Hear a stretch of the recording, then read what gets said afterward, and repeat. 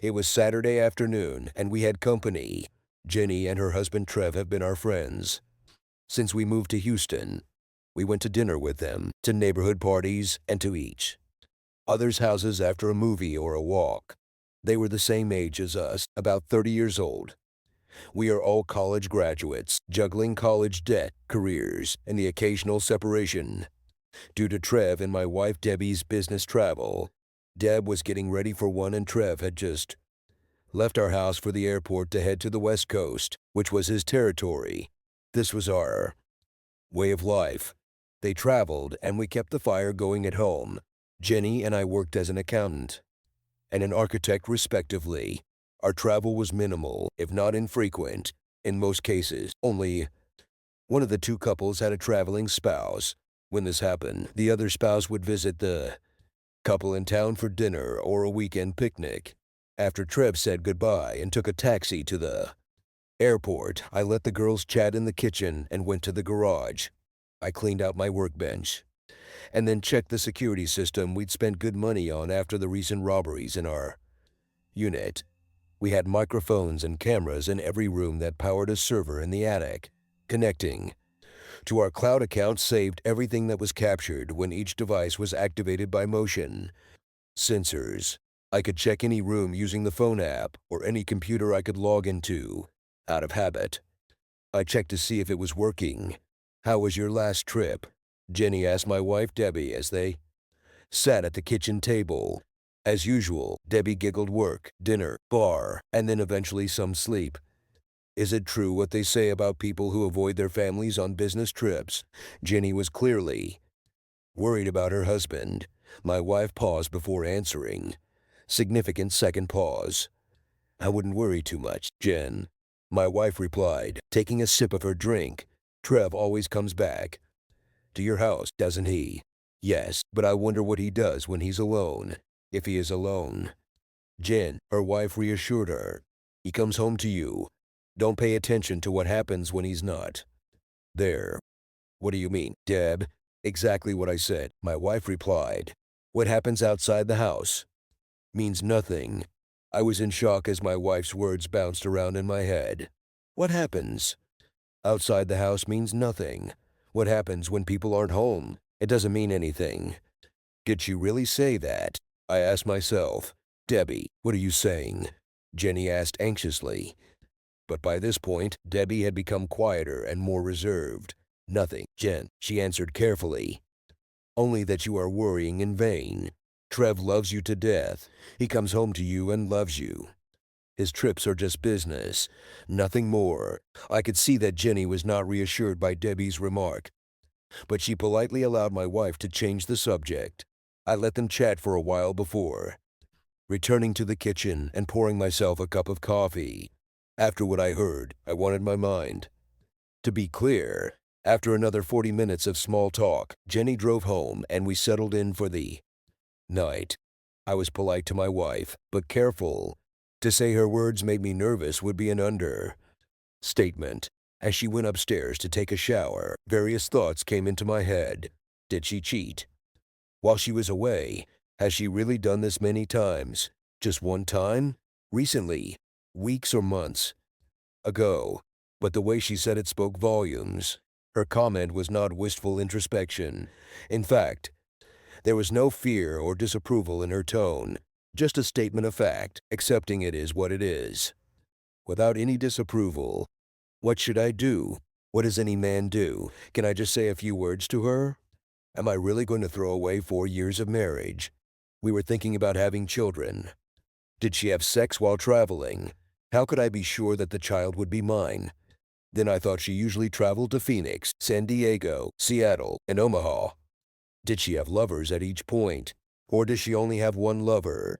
Was he prettier? None of these thoughts made me horny. Instead, all I felt was disappointment, anxiety, and sadness. The woman I loved cheated on me. As much as I wanted to be wrong, the logical part of my mind said otherwise. My wife, Debbie Haven, let slip, exposed her infidelity. I didn't sleep with her.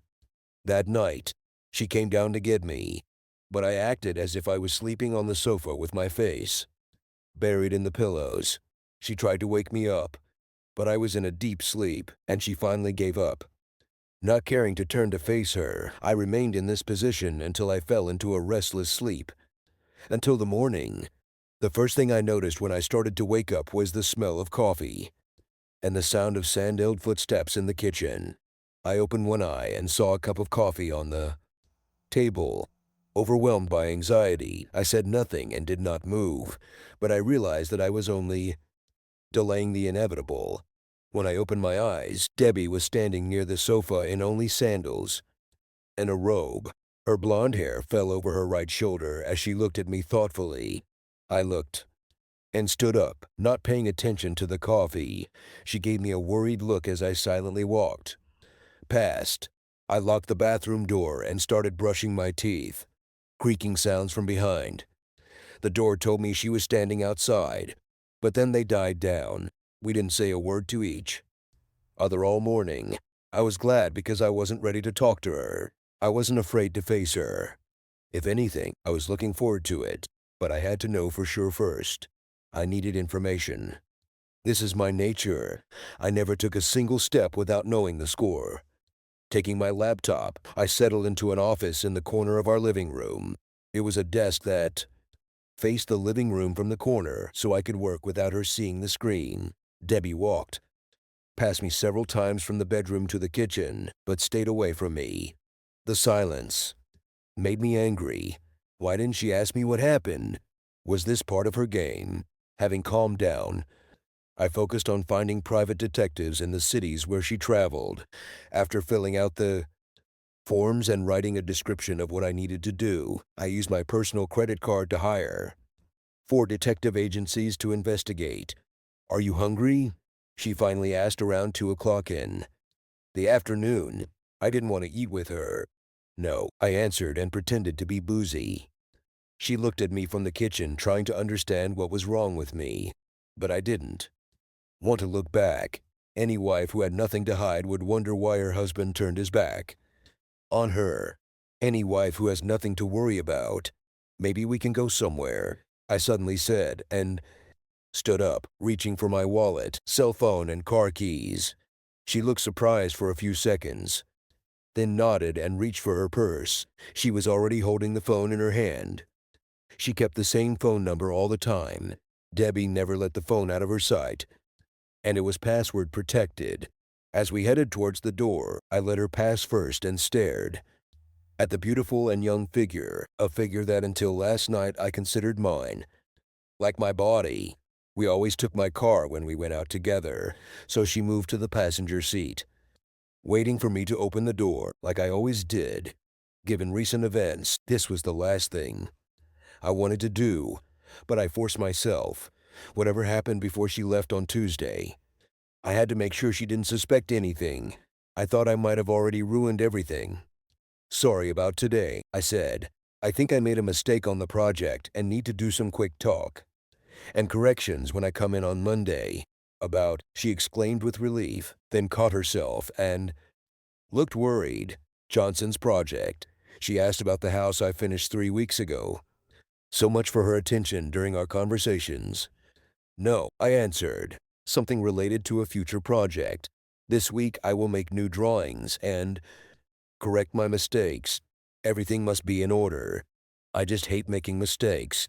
You're too hard on yourself," she answered more calmly when I gave her the expected explanation. "Everyone makes mistakes." I almost said, "That's for sure," but I restrained myself. We chatted about all sorts of trifles and then about bills. In my mind, I was thinking about how to cope with the fact that we'd go to bed. There was no way I could get away with falling asleep on the couch again. When we got home, I took a shower and went to bed with my tablet to read. But I think I stared at the same page for 30 minutes while Debbie showered and left the bathroom. She put her robe back on. She did this when she was naked underneath him and meant sex. We had sex. I remembered the last time we made love. The last time she was in love with me. She was lying next to me in a dressing gown, but I continued to read or pretend to read. Placing her hand on my thigh, she moved closer. "Are you mad at me?" she finally said. I didn't answer but turned to study her face. I wanted to see if she would give me a sign. I found your pills in the bathroom. You're taking them again. She froze at my statement. Yes, I know, she answered. I'm really sorry. I thought we'd wait a few months. I nodded, not wanting to make a fuss. No problem, I replied. You are crazy. But it was not a concern, but rather affirmation or irritation. No, I answered. I don't want a baby right now either. I didn't say what I thought with you. She was silent for a few seconds, then removed her hand as I lay motionless. After a few minutes, she turned away from me and turned off the light on her side. I heard her breathing. I got up, took the tablet with me, and left the room. Carson. I heard her words but closed the door and returned to the sofa. The next morning, when I got up, she was already awake and dressed. It was 6 in the morning and time for my morning run.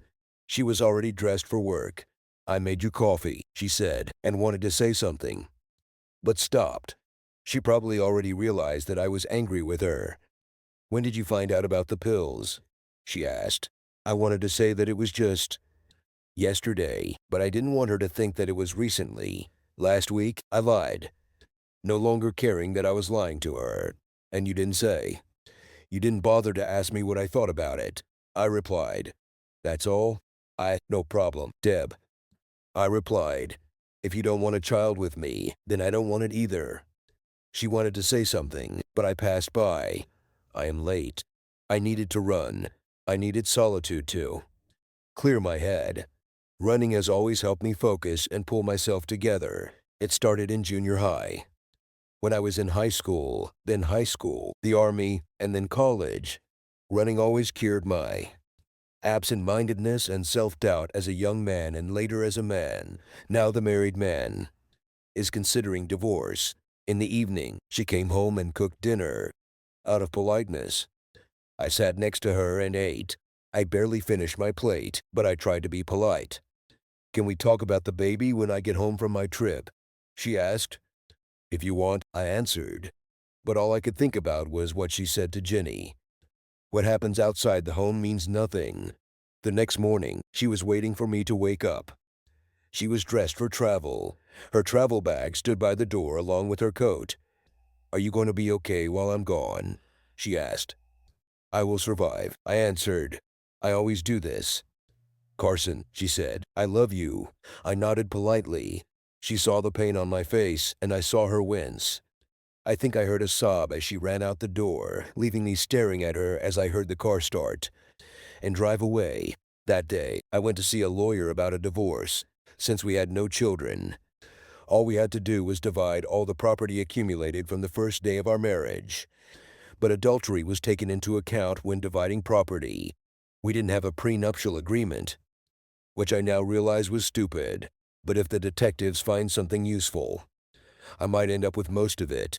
But the lawyers will fight over it in court and drag out the case to get more fees. What a mess. Jenny had been texting me and leaving messages, but I wasn't ready to talk yet. Maybe I'll drop by to see her later.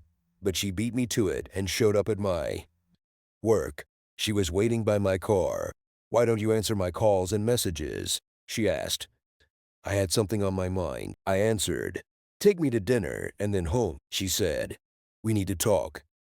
What happens when people are not home means nothing. When I reminded her of my wife's remark, Jenny nodded and looked straight at me. Where is she today? She asked. In San Diego, I answered. At least that's what she said. Did you call her at work? She asked. No, I answered, feeling stupid. Maybe it was worth it. She replied, because I did it. I looked at her for some time. The following free day, Debbie returned from her trip. First, she went to work and then went home. By that time, I had already prepared dinner and set the table. Oh my God, honey, she exclaimed. You gave it, you're all. She ran up to kiss me. It was not a tongue kiss, but it was the type of kiss that a husband and wife usually give to each other, even in public. I let her kiss me, and it was a quick kiss. There was no uncomfortable moment to worry. At that moment, I thought that this kiss and her warm hand, touching my hand, would be our last. Trev and Jen are coming here for dinner, I said, checking the stuffed peppers in the oven. Trev and Jen, she asked in surprise. They will come. Tonight. I understood her predicament. I thought you and I. She fell silent when she saw me turn and give her a polite, disarming smile. I guess I'll change my clothes and get ready. I watched her go into the bedroom to take off her business suit. She went to her last meeting that morning in Omaha, then flew home and walked past her office before returning. It is clear that she planned to take a shower, have dinner, and get some rest. After all, she had had quite a long and stressful week, hadn't she? I checked my phone. One last time for messages from Jen on the way to the letter was sent 5 minutes ago. At that moment, the shower upstairs was turned off. If all goes well, Deb will be dressed soon, just in time for our guests. They're on their way. I shouted to her, but there was no answer. I could imagine why. Seeing them was the last thing she wanted. She came downstairs in jeans and a white t-shirt. The straps of her pink bra were visible underneath. She wore flip-flops like we both did when we relaxed at home, smiling nervously at me. She came closer and put her hand on my shoulder. "How can I help?" she asked. "I have wine chilling in the refrigerator," I answered, checking the stuffed peppers again. "It will be ready in 15 minutes maximum. It smells delicious," she said. "What's on the pot?" "Orzo pasta," I answered. She had a sad look on her face as she nodded at my choice for dinner. This was the dish I made for her on our last anniversary after we discovered Greek cuisine on a trip to Europe. Memories of those days on our honeymoon saddened me. But this evening had to happen, and this was part of it. The table was set for 4, 2 on each side. She glanced at him briefly, then took a bottle of Zinfandel from the refrigerator, opened it, and inhaled. "Can I ask?" she managed to say before the doorbell rang. "I'll open it now," I said, and left her in the kitchen. I whispered to myself, "It's showtime." I opened the door to our friends who were standing nearby. He looked a little worried, nervous, but she gave me a knowing smile and then leaned in to kiss me right on the lips in front of him. "Hello, Stallion," she said, pulling away and walking past me. I could tell Trev wasn't surprised by our public display of affection. "Hi, Trev," I said with a smile. No, I didn't grin. "Come in, Carson," he answered, going inside.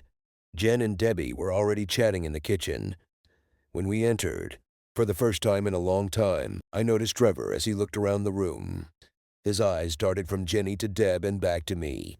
He looked like a man trying to understand what was going on. "We're having a European sit-down dinner," I announced. "Jen is sitting with me, and Deb is sitting with Trev."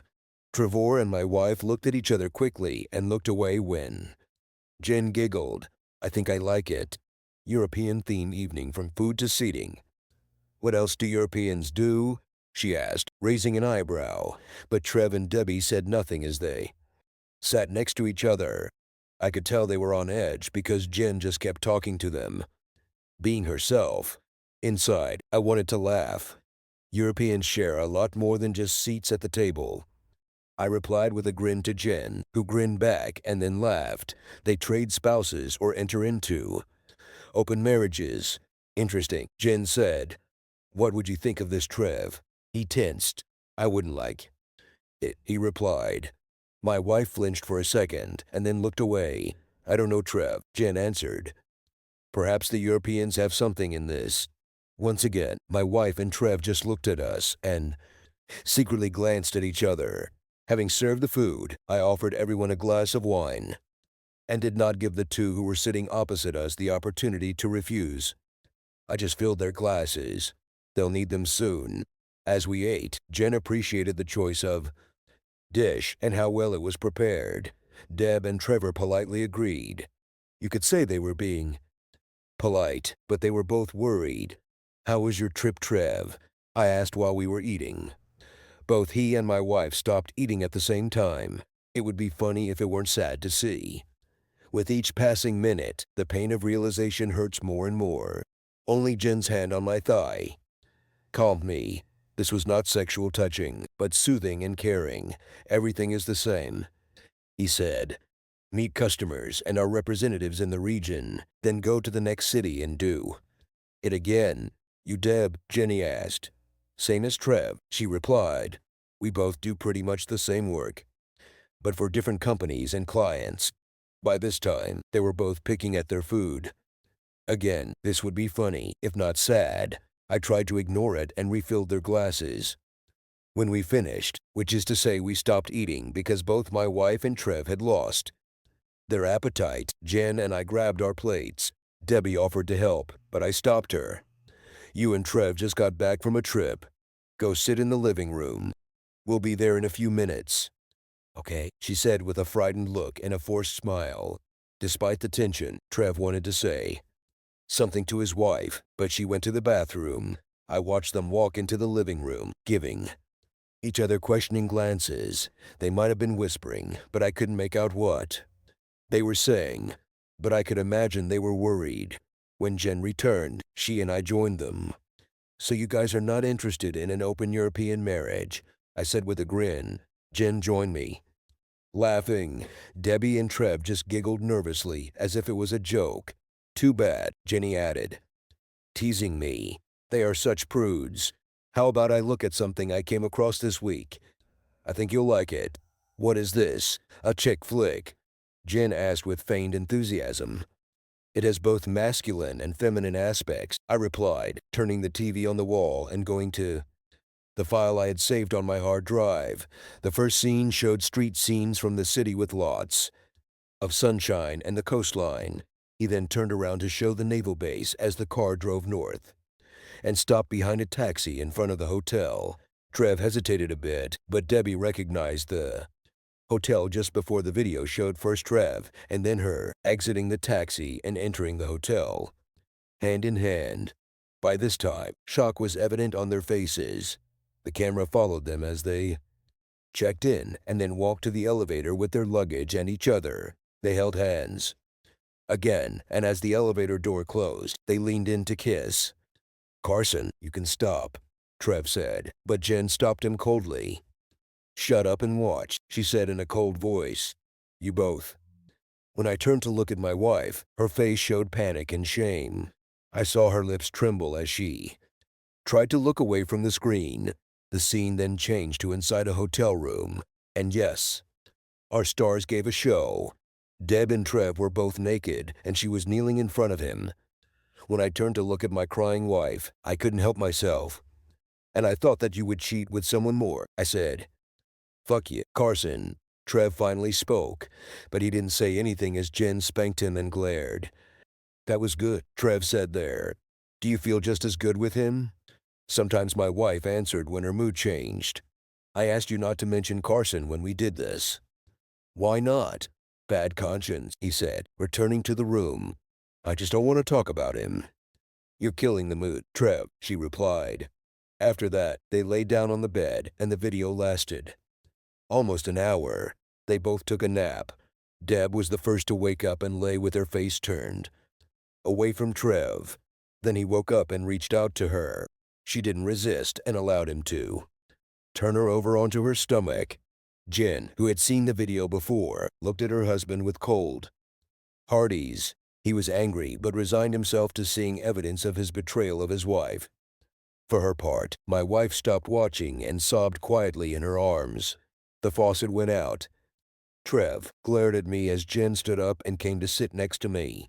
Well, she said, that was quite instructive, wasn't it? Debbie finally looked at me.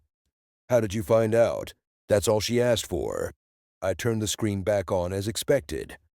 Last week, he and Jen were talking in our kitchen. Jen, it's true what they say about people who are away from their families on business trips. Deb, I wouldn't worry too much, Jen. Trev always comes to your house, doesn't he? Jen, yes, but I wonder what he does when he's alone. If he is alone. Deb, Jen, he comes home to you. Don't pay attention to what happens when he's not there. Jen, what do you mean, Deb? Deb, exactly what I said. What happens when people are not home means nothing. What happens outside the house means nothing. What happens outside the house means nothing.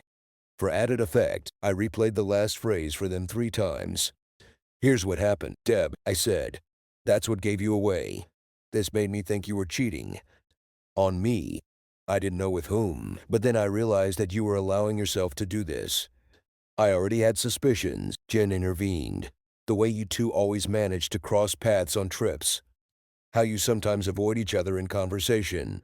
She stopped and turned to me. It's funny how. They felt guilty tonight and kept checking on each other. You were both pathetic. I hired investigators in all 4 cities you went to, I said. She winced and shook her head. She sobbed again, knowing more was coming. The next video was of Deb with another man at a bar, and then walking towards a hotel room. Oh, you bitch, Trevor shouted to her. Did you cheat on me? Jen and I burst out laughing at his outburst and the desperation on my wife's face. They stared at each other and then back at us. But wait, I remarked sarcastically. That's not all. The video continued with Trevor in a room in Las Vegas with a slender and muscular black woman. My husband never does this to me, said the black woman. I was glad to help, Trevor replied, entering the bathroom, and the black woman could be heard wiping his sperm off her ass with a napkin. Unable to contain myself, I clapped my hands. Debbie just shook her head in disgust. What a beauty, Jen said then. Fraudsters deceive each other, priceless footage. After that, we all became quiet. Everyone is in their own thoughts. Deb was the first to speak. Carson, she said, looking at me with trembling lips and voice. So what remains for us? That's... When I turned and looked at her seriously, I told them both, Jen and I had a few days, to come to an agreement and talk. We are both cooperative people. In fact, neither of us are prudes. If either or both of you had raised the issue of our exchange, perhaps we would have agreed. Honestly, I was thinking about asking you, Deb, but you chose a different path, didn't you? You could ask me openly and honestly so that we can make this decision and walk this path together. Instead, you chose the selfish way of doing what you like and keeping me in the dark. You chose lies and betrayal of me. Us. You betrayed us, Debbie. How can I forgive this? How can I get past you who decide to go behind my back and think you have the right to do whatever you want when you travel? Well, not only when traveling. How long did it take you to start doing this here? I bet they already did, Jen said. I was told at his work that your dear wife took him to lunch several times. Debbie turned away and so did Trevor. So what do you want? Trevor finally asked. Well, Jen said, looks like we have everything we need for the 2 of you. Neither of us have children, so all we have to worry about is dividing our assets. And since adultery can be used in court in Texas, you're both screwed, literally. Give me your phone numbers, both of you, I said. Open them. Deb winced, but held it out. Unlocked. Trevor balked, but Jen came over and simply snatched the cell phone from him. It's not locked, she answered, handing it to me. Give me a minute. I'll check his cloud account. It took her a few minutes, during which I checked Deb's phone. She didn't write anything down either. But I glanced at her gallery to find photos of Trev and another man. Cool, Deb, I told her, shaking my head when she looked away. So this is how it will happen. I can never trust again. Too many lies for too long. While I was talking, Jen was calling. Let's go, she said, and turned to look at what was happening. You both work in companies where there are moral standards. Have you forgotten about this? I saw almost panic on their faces. Both your bosses and their legal departments would be very disappointed with your antics. One of them is a skirt chaser himself, but his company had to pay for one of his indiscretions. So now he lets his HR and legal departments go after those who break the rules. This must be your boss, Trevor. Damn, he muttered. That's why you got in trouble, asshole. Jen told him. I gave you everything you ever asked for in bed. I gave you all of myself and never held back. Unless I was sick, you hit me in the back. Trevor, it's all over between us. Well, not yet. What do you mean? Well, I picked up the story. Divorces are a given, and you will both sign papers, giving us 70% of the assets. If you fight with us, your videos will go to your families and friends, as well as your employers. Carson, Debbie looked at me pleadingly. Please do not. Maybe we can try to figure it out. Seriously, Deb, I grinned. If you saw a video of me having sex with Jen behind your back, would you try to figure it out? Please give me a chance. I did it, Deb. I snapped. You and I were in trouble before you left on your fucking tour. And you decided to do it anyway. You decided to start taking the pills without talking to me. We are married. We decided to live together and make decisions together. You betrayed me and my trust even before you cheated on me with him or anyone else. You lost respect for me, so this was easy for you. I just want to know one thing. Why? She looked away, then looked at me again. Before you, I never had experience communicating with other men. One guy came in less than a minute later. Carson, this was my experience before you. I wanted to try others and see what it was like. I stared at her in disbelief. You should have thought about that before you married me, I replied. This is when people try others, not after they get married. Marriage is not just a commitment, it is a contract between two people. This means it's just the two of them against the world, and that marriage is exclusive until both parties agree to it. Well, about leaving everyone else behind. She wanted to say something, but stopped and then spoke. Carson, I wanted to go out and have fun before the wedding, but you showed up and I didn't want to risk losing you. The first few years, everything was so good between us, but this last year, everything came back to me. I began to wonder what other men would be like. Not love. That's why I had you. Only sex. That's all I wanted. I shook my head in disappointment. All you had to do was ask me. Deb, all you had to do was talk to me. Here at home, we could find people we know and trust. Damn it, I would have let you have sex with that asshole if we all decided to do it together since we were all friends. Instead, you two went behind our backs and violated our trust. Debbie, with trust and love comes respect. You've lost all respect for me to go behind my back. We could figure this out together. But you decided to do it without me. Jen nodded along with me in agreement. That goes for you to Trev, she said. Especially after we talked, it was my turn to look at her in surprise as Trevor turned away and Debbie looked at Jen and Trevor in shock. Did you do this? She asked. What did he say? That bastard told me he would never share me with Carson and that he would leave me if I talked about it again or he caught me. Can you believe it? Debbie shook her head at Trevor and then pushed away and punched him. You stupid bastard, she said, as he tried to cover himself from the second and third blow. When we started, I said we should bring them. But you said no, that they will never cope with this and will abandon us. I listened to you. Now, where are we? You've turned into a slut, Deb. It didn't take long, he said angrily. And after me, you started looking for others. So don't act like a saint. I remember our first kiss at Christmas last year. You let me kiss you for a minute or two. While Jen was in the bathroom and Carson went out to the car, it didn't take me long to get you into bed, actually, less than a week. I remember that night, everything seemed so perfect, celebrating with our best friends. And while his wife and I were out of sight, he and my wife were kissing. I fucking hate you, she said back to him. It's fucking mutual, he replied. Jen and I watched them glower at each other for a few minutes. We looked at them with contempt and distrust. Was there any hope after that? It looked hopeless. There are too many lies and too much betrayal along the way. If we had kids or were older, I might have been weak and thought about it. But I was young, and there were no children who could bind us to each other. I wanted to leave.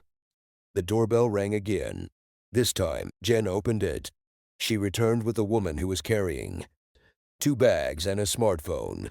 Deborah Madison Kane. She asked my wife, who nodded.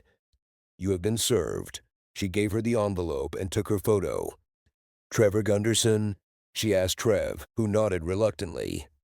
You have been served. Debbie was now openly sobbing with papers in her hands. Jen turned to me and shrugged. Then she approached her husband. It's all over between us. Go home, pack up your junk, and get out. I never want to see you again. Understand? If you tell me anything, the video will go to your parents, your work, and anyone else you can. Call a friend. Understood. Deb didn't move. But then she turned to me and did something I didn't expect. She knelt down and crawled over to me and Jen.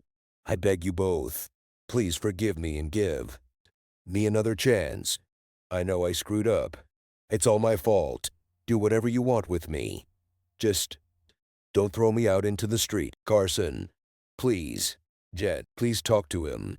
I beg you both. Debbie looked pleadingly into my eyes. I immediately realized that this was my test as a man. Yes, I loved her. No matter how betrayed I felt, I still loved her. But still, what she did was unforgivable. But I felt that throwing her out just like that would be wrong. But I will never trust her again. Jen is moving here and into my bedroom, I said, looking into her eyes. I saw her wince. I understand, she said, choking back a sob. I deserve it. I need to talk to her about you. Is it clear? The door closed. Trevor left, and Jen returned. What are you going to do with her? She asked. Do you know that she can't be trusted? Right. I know, I answered. I'm not going to. Debbie looked at each of us in despair. Please, was all she said. Shut up, Jen replied and pushed her back to the floor. Debbie lay there for a second or two and then returned to her knees. Carson, please don't divorce me. Get your things and go, Debbie. I told her, get your things together for at least a week, and we'll talk about how you'll get the rest when you need it. When she nodded and began to sob again, her face showed despondency and sad agreement. She slowly got up and went to the bedroom to get her things. 40 minutes later, she had packed 2 suitcases, a travel bag, a laptop bag, and a purse. Jen and I watched her load everything into her car, standing side by side.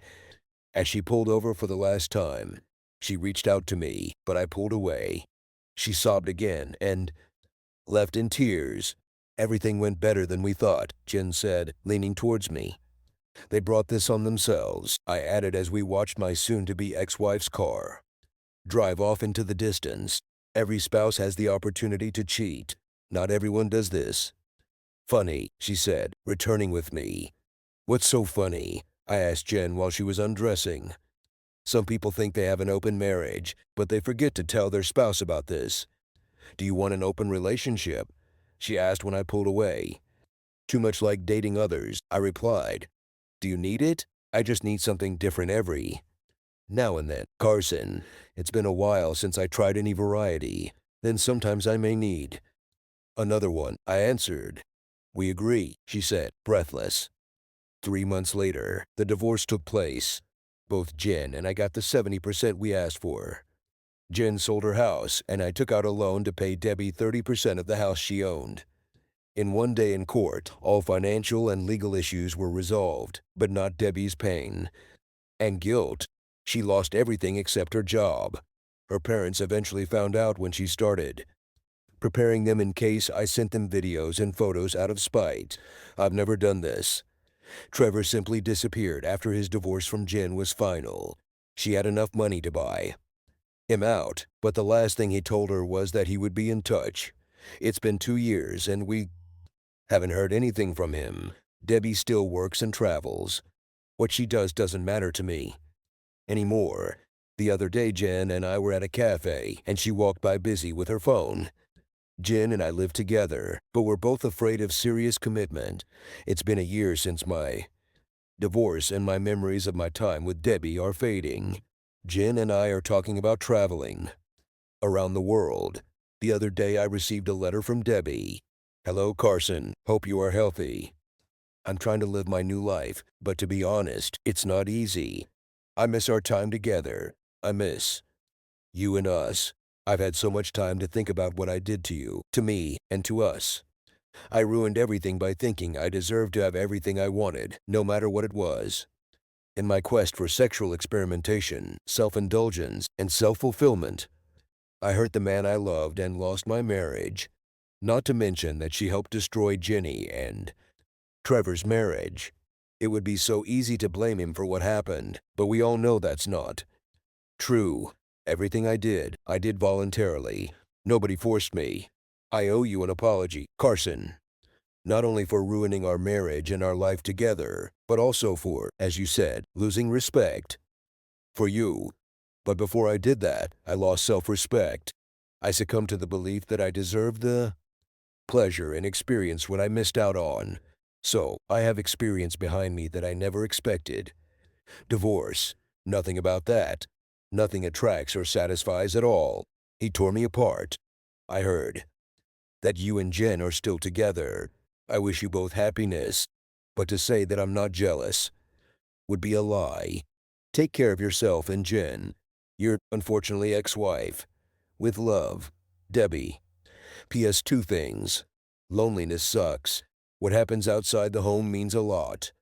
Subscribe to our channel so that your second chaff doesn't cheat on you, and go ahead and listen to the next story, because this story is nothing compared to the next one.